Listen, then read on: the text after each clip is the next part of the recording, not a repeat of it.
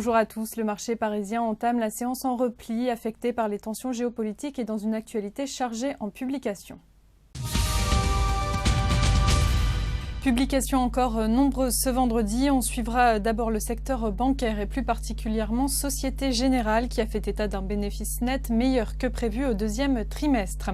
Et puis Natixis a publié des résultats en nette hausse sur la période et au-dessus des attentes.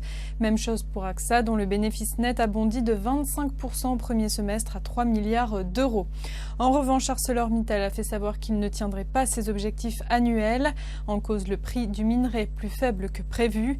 Sa projection d'EBITDA passe ainsi de 8 à 7 milliards de dollars. Le marché risque également de sanctionner Arkema. Le groupe chimique a décalé ses objectifs de moyen terme d'un an à 2017.